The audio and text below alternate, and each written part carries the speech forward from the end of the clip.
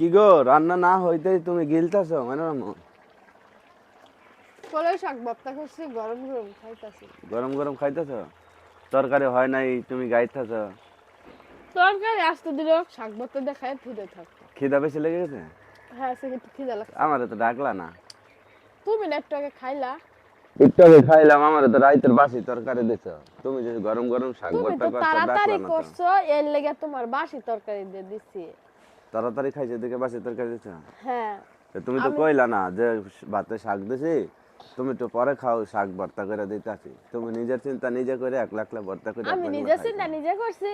তোমার সকাল সকাল তরকারি মারকারি গরম কইরা দিছি, তুমি খাইতে হ্যাঁ, মাঠে গেছো, মাঠে আয়া না এটা কইতাছ। রাইতের গরম তরকারি থেকে এই যে শাক ভর্তা ভালো না?